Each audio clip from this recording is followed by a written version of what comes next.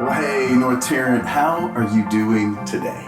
Hey, my name is Scott Johnson. I'm the lead pastor here at North Tarrant Church, and I am delighted that you've chosen to join us this morning at our online campus. Now today, we are actually meeting both in person and online. Our in-person gatherings have been meeting every other week at the Alliance Cinemark here in the Alliance Town Center in North Fort Worth. And if you are around the area and you feel comfortable, I would love for you to join us, not this coming Sunday, but the following Sunday on May the 16th, as we'll be back in the theater. And actually that Sunday, I'm going to be beginning a brand new series entitled, "And the Hits Keep Coming." I would love for you to be my guest that Sunday morning. Now, hey, as far as today goes, I want you to know that we are delighted that you're here today. If this is your first time here, would you drop below? You'll find the digital connection card there. If you would just click on that link, and then if you would go fill out the form and let us know that you're here, I've got a little gift that I would love to put in your inbox as a way of saying thank you for engaging with us today. Now, speaking of below, I know there's some comments going on. I would love for you to let us know. What do you prefer? I mean, it is May, the summer's around. When it comes to summer, I think swimming, and I think swimming in either pools or in the beach. Which do you prefer? Swimming in a pool or swimming in a beach? I'll be putting my comment below momentarily, but I will tell you this. There's something special about unplugging with sand between your toes and nothing but waves rolling in and hitting your face. Hey, well, having said all that, I want to thank you so much for being here today. If you would you just hit the subscribe button? That way you can be up to date on everything that we produce through our YouTube channel. And having said that, I'm going to hand it over to Andy Stanley. He's one of our teaching pastors. He's the lead pastor at North Point Community Church, where we have partnered with in regards to how we structure and how we do church around here. If you have any questions, let me know. But I'm going to hand it over to Andy Stanley as he's going to be taking us into part 3 of parenting in the 21st century. And then as soon as he's over, I want you to stick around as our band's going to be leading you in a song to help us make it through the day. I don't know about you, but for me, there's something valuable about the songs we sing. I believe that the songs we sing truly do affect the lives that we lead. And today, as we get the chance to sing, I want to invite you to allow that song to become a prayer, maybe to become a part of your week this week. Hey, thanks again for being here today, and I'm going to hand it over to Andy as he takes it from here. Y'all have a great day, and thank you once again for being here.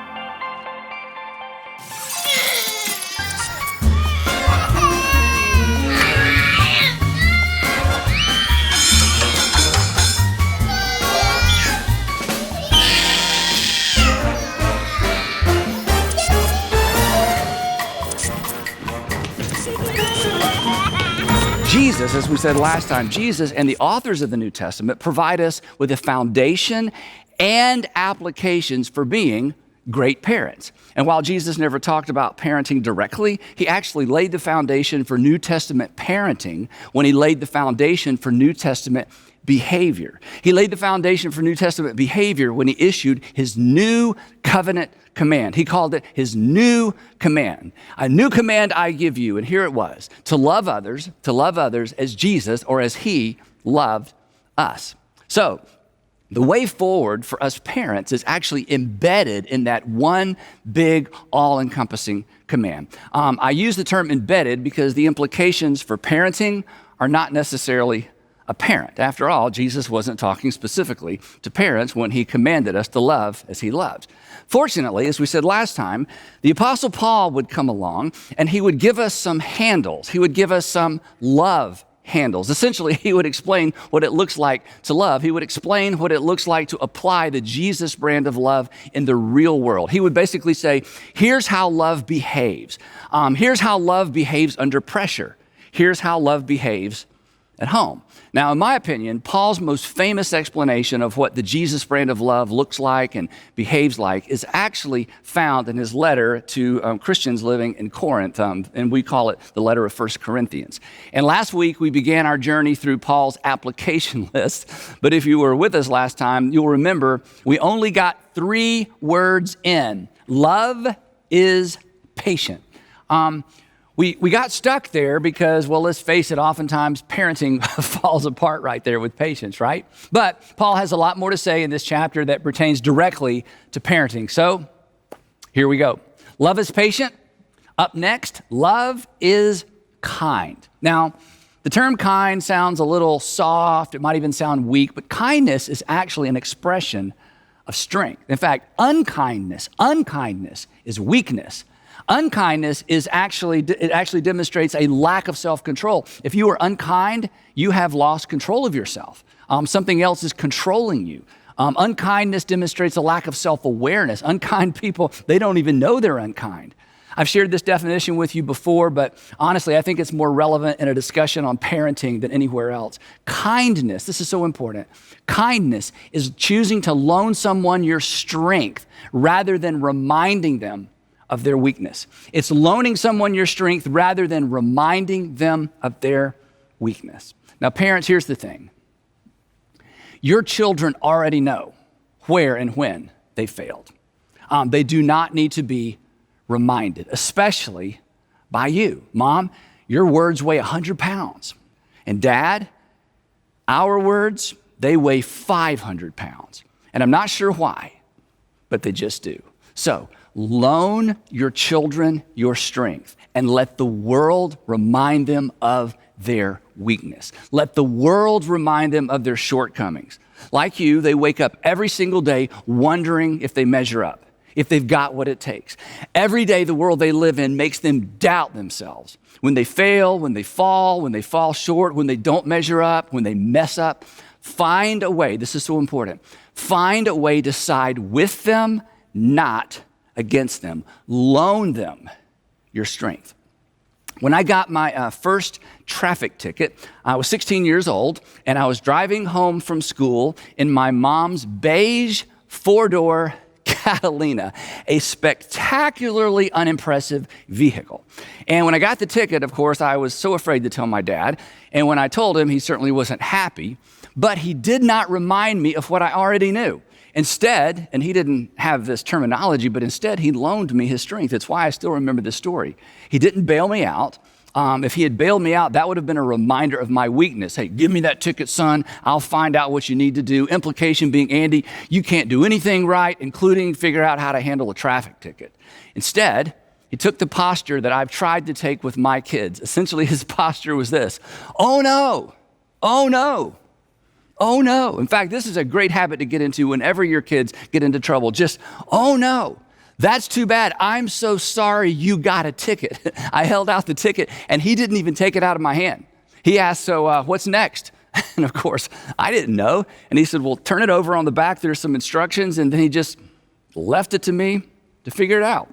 He honored me by assuming I was smart enough to figure out and responsible enough to follow through. He sided with me, not against me. And I ended up going to court, and he went with me. I actually had to go before a judge, but I never doubted in the whole process that my dad was not only with me, my dad was for me. He loaned me his strength. Now, while I'm on this, and this is a big deal, this is why you should never, and some of you are going to disagree with this, but I'll just throw it out there anyway.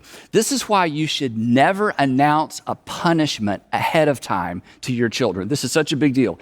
Never announce a punishment ahead of time. That's actually siding against your children. Here's what that communicates. Not only do you have the potential to mess up, I'm anticipating it. I'm prepared for it. Here's what's going to happen if you break the rule. So never announce a punishment ahead of time. Don't threaten. Just expect the best and then act shocked when they mess up. Oh no, I didn't see this coming. That's terrible. Now you're going to have to face the consequences. I hate that for you. Take their side and then honor them by allowing them to carry the full weight of the consequences. Again, we'll talk a little bit more about discipline later, and this will make a little more sense. But one more thing on this. As your kids get older and they mess up, break a rule, whatever, one of the first things they want to know is what? One of the first things they want to know is, what are you going to do? What's the punishment?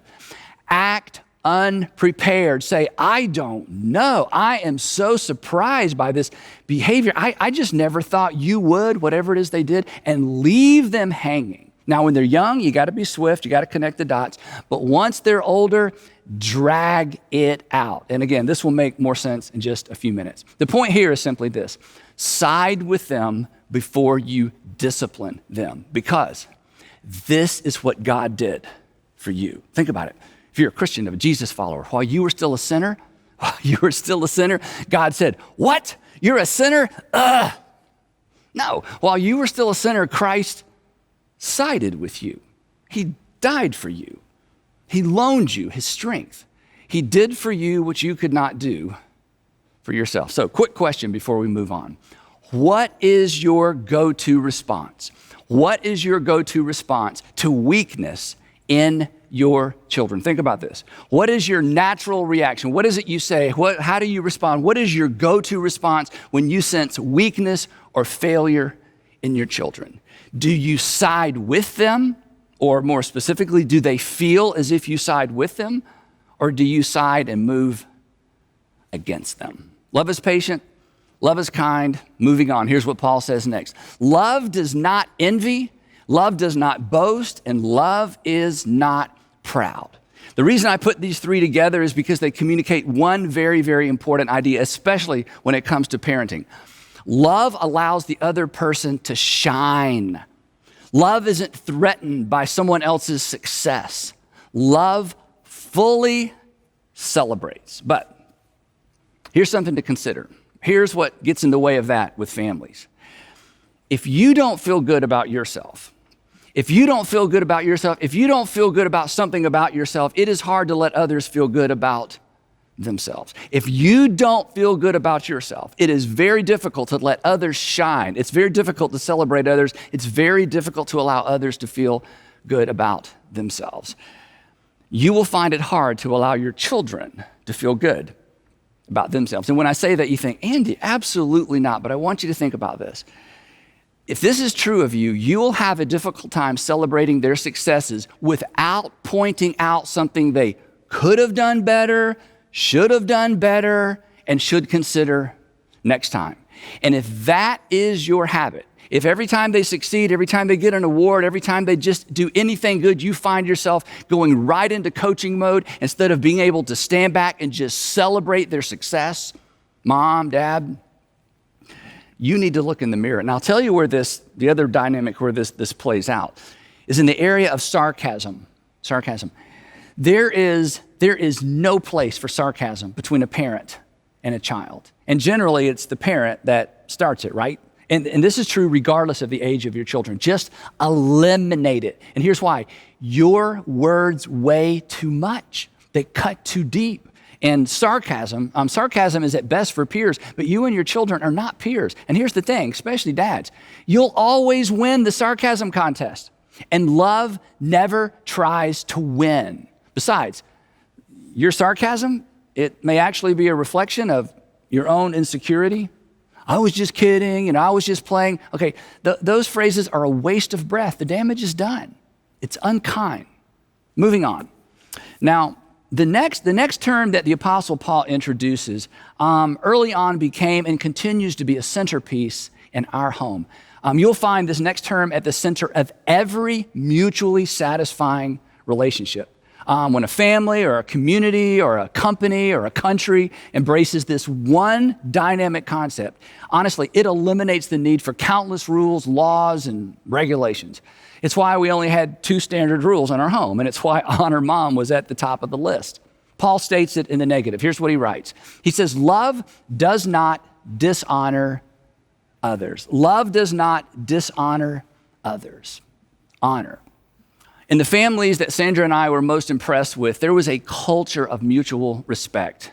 They honored one another. I love this word. They deferred to each other. And there was no tolerance for dishonor, no tolerance for disrespect. None. Honest, intense communication, absolutely, but not disrespect. So the way we figured it, again, going back to what I said earlier, if I honored Sandra and if I insisted the kids honored Sandra, it would set a tone for them to honor each other and ultimately me. And here's the thing, and here's why this is so important. Honor is superior to obedience. Honor is superior to obedience. If your goal raising your kids is simply obedience, you are selling your kids short. You are parenting to the lowest common denominator. In an environment of honor, there is virtually, again, no need for rules. Where there is a lack of honor, you can't have enough rules, right? You have to cover every eventuality. And if you don't have a culture of honor in your home, you know this, it's exhausting. It just becomes a game of catch me if you can. You said to be home by 9, but you didn't say 9 p.m., right? But it doesn't have to be that way. So don't aim for and don't settle for obedience. Again, obedience addresses the lowest common denominator. Obedience is really an answer to the question, what is the least I can do without getting into trouble, without suffering any consequences? Besides, you know this, obedience isn't at the heart of every mutually satisfying relationship, but honor always is. In fact, obedience isn't even a factor in a mutually satisfying relationship, but honor always is. But here's the thing, and here's why I'm spending so much time on it. Honor, or learning how to honor another person, is not intuitive. It doesn't come naturally because it actually strikes at the heart of our self-centeredness, because it demands we put someone else ahead of ourselves. In fact, the Apostle Paul, in another letter, comes right out and says as much. In his letter to Christians living in Rome, he writes this statement. It's so powerful. He says, Christians, or Jesus followers, be devoted to one another in love. Honor one another, and here it is, here's the rub, here's the tension. Honor one another above yourselves. In other words, put others first. Not because they deserve to be put first, but because as a Jesus follower, you are celebrating the fact that God put you first when he allowed his son to get up under the weight of your sin. So model it, teach it, and expect it. And early on, look for ways to build honoring behavior into the rhythm of your family life. Now, we're going to continue with Paul's love handles next time. But before we wrap up, I want to get really practical. If you choose, and I hope you will, if you choose kindness and honor as centerpieces for your home, then any behavior that's dishonoring requires a response. It requires disciplining. Now, in our family, for us, dishonoring behavior was anything that we referred to as one of the 3 Ds. These were the 3 Ds: dishonesty, disrespect, and disobedience. Anytime there was dishonesty, disrespect, or disobedience, we disciplined for these 3 things. Now, childish behavior, that was different. We corrected for childish behavior because we have to teach our kids and coach our kids, but we disciplined for the 3 Ds. So if you choose kindness and honor as centerpieces for your family, then any behavior that's dishonoring requires discipline. You can't ignore it. Ignoring it rewards it. And what's rewarded is repeated. What's rewarded is repeated. So if you want to raise dishonest, disrespectful kids, just ignore it when you see it. That's really all it takes. Nature will take it from there. But if you don't want dishonest, disrespectful kids, you have to discipline for it. But here's the thing. For the discipline to be effective, not just scary and not just something to be avoided, for discipline to be effective, the discipline must directly address the fact that a relationship has been damaged. In other words, there has to be a correlation, and maybe a question will help explain this. If dishonoring behavior, think about it this way.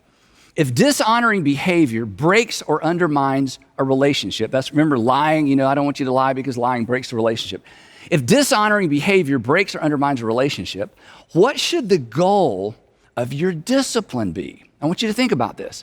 If the fundamental problem with dishonesty and disrespect or disobedience is that it disrupts or undermines the relationship between you and your children, or maybe between your children and someone else, if the real issue, and it is, if the real issue is a break in trust, a break in the relationship, what should the goal of your discipline be? When we discipline our children, what should we be trying to accomplish? Now, Again, I've been doing this a long time. I spent many, many years working with middle school and high school parents, and here's what I observe. For many parents, and I understand this, for many parents, there's not really a goal. But if there's not a goal in your discipline, then it's not really discipline. It's just punishment, because discipline makes a person better. This is why we all wish we were more disciplined. But punishment rarely makes anybody better. Punishment just makes people careful so they don't get caught next time. It doesn't make us better, but it certainly has the potential to make us bitter, right? And here's why, because the message of punishment is this: if you don't obey me, bad things will happen to you. And when you think about most of the punishment that goes on in most homes, assuming it's going on, it's really little more than payback. You did something bad, so I'll do something bad to you. You inconvenienced me or you embarrassed me, so I'm going to inconvenience and I'm going to embarrass you. So again, if dishonoring behavior breaks or undermines the relationship, think about it, then what should the goal of your discipline be? And the answer is restoration of the relationship. The goal of discipline is restoration of the relationship. If disobedience, disrespect, dishonesty damage the relationship with you or anyone else, the discipline should facilitate restoring the relationship. So here's the takeaway.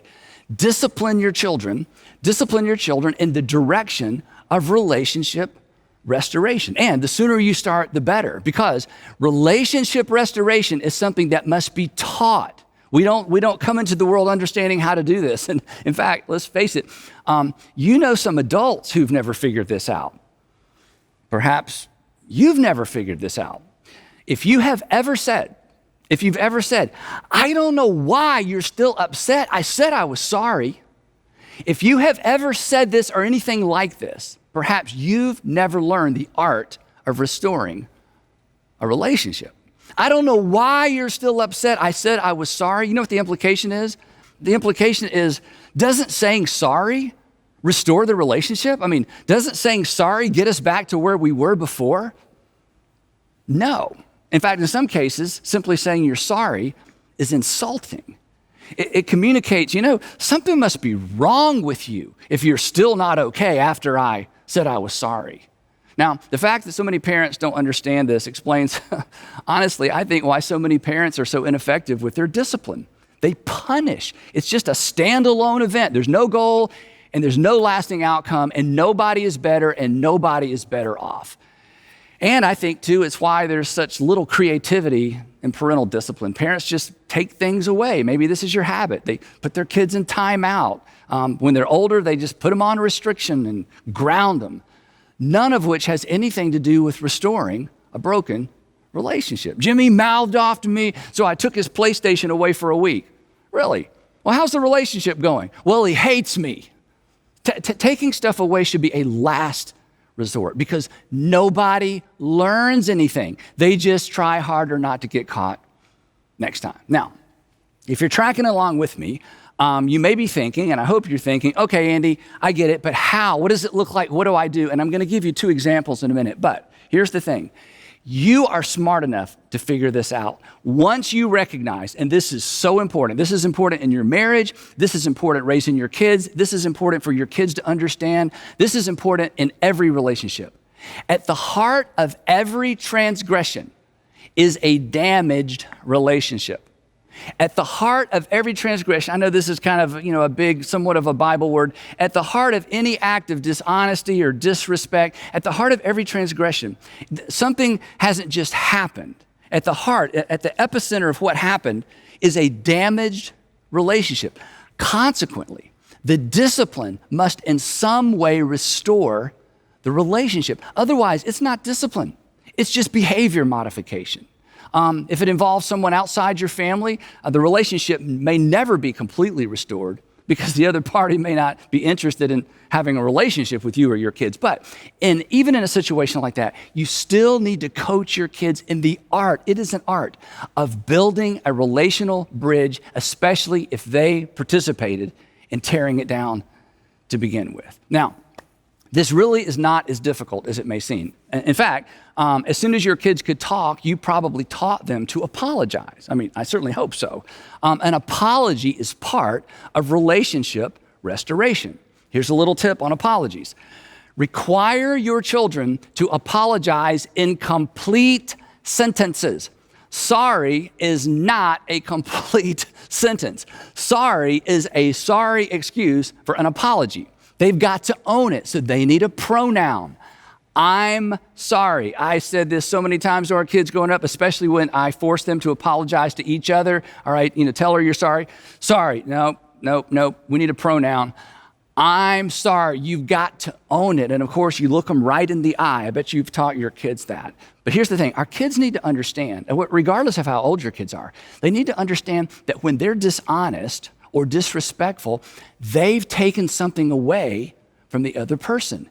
And consequently, because they've taken something away, they owe that person something. This is why we say you owe them an apology. But in most cases, we owe them more than an apology. So here's what I want to suggest you teach your kids to say. And if you don't like my version of this, come up with your own. Here's what you teach them to say. You teach them to say, I'm sorry, and then of course they need to explain exactly what they're sorry for. You got to make them say it so they can own it. I'm sorry I disobeyed you. I'm sorry I kicked over your blocks. I'm sorry I came home late. I'm sorry I didn't answer when you called, whatever it is. I'm sorry, right? And then add this. Is there anything I can do to make it up to you? Now let me just warn you. They're going to hate this part. They're going to hate this. But I'm telling you, this is how you help your children understand that they took something and they owe something. They took something and they owe something. What can I do to make it up to you? And when you teach them to think this way, you're laying the groundwork for restoration and restitution. Sometimes it's appropriate to ask someone for forgiveness, but honestly, sometimes it's not. And we will save a discussion on that for another time. Couple of illustrations. When our boys were around 8 and 10 years old, Sandra and I came home from a date and discovered that they had been extremely disrespectful to the babysitter. I mean, it was a nightmare. And this is somebody we'd known for a long time, and she was hesitant to complain, but she did, and we were so glad she did. And she needed to. When we got home, the boys were asleep, so we didn't wake them up. But the next morning, Sandra woke them up, sent them to their little desk, and had them write an apology note to Pam. Each one wrote an apology note. But that was just the beginning. When they finished, Sandra read over the notes to make sure they were fine. Then she told them to get dressed up a little bit, get their little wallets, and get some money out of their savings jar and meet her in the car. And they had no idea what was going on, and she did not tell them until everybody was buckled up and they were driving down the driveway. And then she laid out the game plan. She said, boys, we are going to Kroger, and you're going to go inside and you're going to buy Pam flowers with your own money. And then we're going to drive to Pam's office, and you're going to deliver the flowers and the notes, and you're going to apologize. And they were mortified. Honestly, they would have preferred that we take away everything in their rooms for an indefinite period of time. And not to mention, they hated wasting their money on flowers. They were humiliated. They were shamed. It was perfect. And here's the other thing. Pam didn't know they were coming. So picture this, and neither did the other people in her office. So imagine it. Here they walk in, and here's Sandra and these two little boys with these flowers and an envelope, and they make their way to her office. And of course, she was in tears, and Sandra was standing behind them. They'd rehearsed in the car exactly what they're going to say. They're not just going to say sorry. They're going to say, I'm sorry. And then they are going to elaborate on exactly what they were sorry for. It was wonderful. It was terrible. It was perfect. But when all was said and done, and when all was said and paid for, the relationship was restored.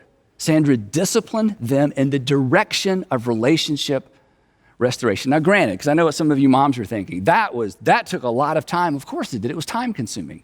It required some creativity, but it was discipline. It wasn't just punishment. It was a means to an end. They were better for it. Years later, The boys are old enough to drive, and one of our sons was extremely disrespectful to Sandra. Remember rule number 1, honor your mother. I wasn't there when it happened, but when I found out, I was furious. I was so mad, but I knew, he's 16 years old, just, taking stuff away, that's not going to accomplish anything. It doesn't restore anything. And an apology wasn't enough. She was really hurt, and understandably so. This required something big, and this required something memorable. So after I calmed down, and earlier in this message, I said, don't rush to creating a judgment, don't rush to creating a discipline, because sometimes you need time. And the reason we're not creative is because we rush. So I gave it some time. He knew he was in trouble. He knew there would be consequences. He was accustomed, my kids were accustomed at this point to me dragging this out, no immediate response, to the point that sometimes they thought I forgot, but of course you never forgot. So after I calmed down, I asked the question I want all of us to begin asking. How do I discipline toward restoration? And according to Sandra, what I came up with was my finest parenting moment. I required him to ask his mother out and take his mother out on a date. He would ask her out, he would drive, he would choose the restaurant, it would be somewhere nice, and he would pay for dinner. And he looked at me and he said, "Are you kidding?" And I said, "No." And honestly, I think he was probably tempted to just hand me his keys, but I would not have accepted them. So he took Sandra to dinner, and you can imagine what happened. They talked. They reconnected. I didn't have to ask him to apologize. It happened naturally. And Sandra would tell you, it is one of her most cherished memories. So you can do this. And you know where I got all this? It's at the center of our faith. For all have sinned and broken their relationship with God. And what did God do? Punish us? No, he didn't have to, because you'll discover this eventually. Sin has a built-in wage. Sin has a built-in payment plan. All sins come prepackaged with a punishment, a consequence. So instead, what did God do? He made the first move to restore us. And then he sent us out into our broken world to restore our broken relationships. The relationships we broke, the ones that we broke through our dishonesty and our disrespect.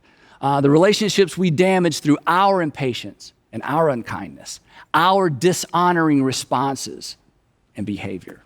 And he's given us the responsibility of teaching our children how to restore their broken relationships as well. So, loan them your strength, stop with the sarcasm, and discipline toward relationship restoration.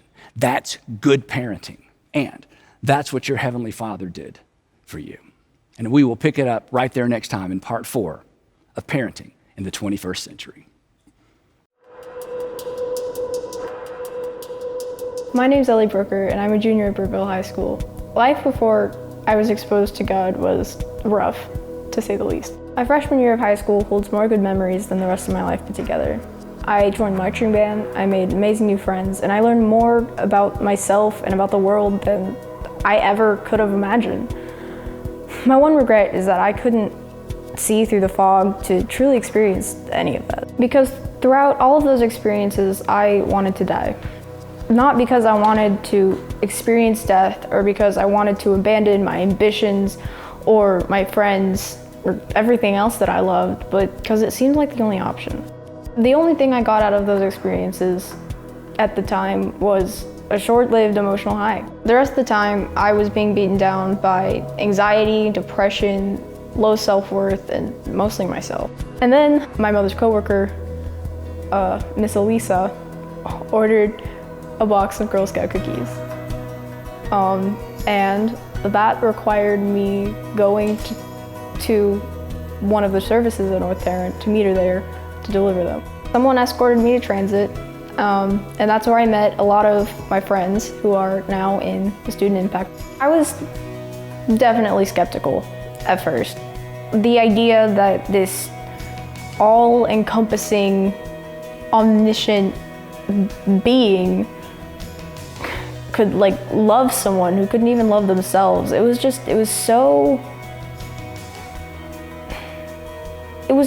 too good to be true. Then summer happened and I left for Big Stuff in Florida with the rest of the high school students. It was like nothing I had ever experienced. The words that I heard in the auditorium and the tears that were shed after every service, and just the conversations that I had with myself and with my friends and with God, it just felt so unreal. I left for the camp as like an escape from reality, and then I came back after that week knowing that that was what reality feels like. I now know that I didn't need to die to escape life. God wanted me to live to escape death. He came for me and he saved me. I want to thank Miss Elisa for ordering that faded box of lemonades. I want to thank everyone at North Tarrant for guiding me through my journey with my faith. And I want to thank my parents who gotten up early every Sunday morning. And I want to thank Alden, my small group leader, who's baptizing me. Because of all of these people and their help with me, I'm here today to let everyone know that Jesus is my Lord and Savior, and I've decided to follow him.